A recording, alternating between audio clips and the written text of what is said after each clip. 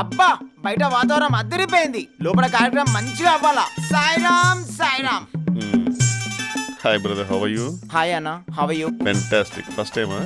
Yes, పొద్దున్నుంచి కష్టపడి అలసిపోయి వచ్చిన. కరెంట్ అయితే పోదు కదా. ఇన్వర్టర్ ఉంది. ఇన్వర్టర్ ట్రిప్ అయితే క్యాండిల్ ఉంది.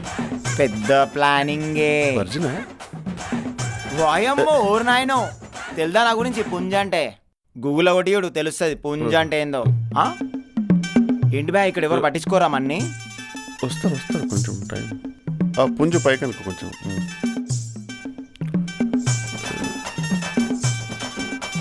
ఒరిజినల్ అది big punch is coming but nobody is in coming. ఇంట్లో బర్ఫ్ గడ్డలు కరిగిపోతే బాబు, ఎవరైనా రండ్రా తొందరగా. ఇప్పటికే చాలా లేట్ అయిపోయింది. హలో భయ్యా భయ్యా, హలో ఓయ్, కస్టమర్ని పట్టించుకోరా భయ్యా మీరు? అసలు కస్టమర్ వస్తే 3 cheers రౌండ్ ఆఫ్ అప్లాస్ కొట్టాలి, కానీ మీరేంది భయ్యా అసలు పట్టించుకోరు? ఓ కస్టమర్ ఇదో బిజినెస్, అసలు దీని బిజినెస్ అంటారా? ఇక్కడికి వచ్చే కస్టమర్ ఎవరైనా సరే బిజినెస్ గురించి మాత్రం తక్కువ వేసి మాట్లాడకపోయా. ప్రపంచం పుట్లపచ్చుంది బిజినెస్, ప్రపంచం అంతమయ్యేదాకా ఉంటుంది బిజినెస్. ఈ బిజినెస్ కి ఆల్టర్నేట్ లేదు, దీని దరిదాపులోకి ఏది రాదు. అలాంటి బిజినెస్ దగ్గరకు వచ్చే కస్టమర్తో మాట్లాడే పద్ధతి ఇదేనా?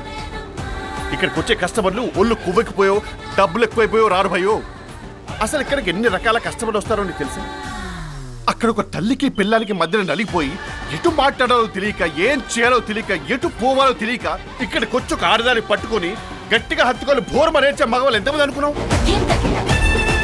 అరే పర్సనల్ కండిషన్ వల్ల, ఎకనామిక్ కండిషన్ వల్ల పెళ్లి కాక ఏజ్ బారైపోయి అసలు ఒంట్లో ఉన్న వేడిని ఎక్కడ చూపించాలో తెలియక సెగ్గట రూపంలో బయటకు వస్తుంటే దాన్ని చల్లార్చుకోవడానికి వచ్చే మగవారు ఎంతమందో తెలుసా? ఇక్కడ చేసేది అందరూ చేసేదేనా? ఇక్కడికి వస్తే క్యాట్ రికార్డ్ జడ్జ్ చేస్తారని చెప్పేసి వేషాలు వేసుకుని, క్యాప్లు వేసుకుని, ముసుగులు కట్టుకుని, తల దించుకొని మరీ వచ్చి తలభారం తీర్చుకునేది ఇక్కడే. నీకు తెలుసా?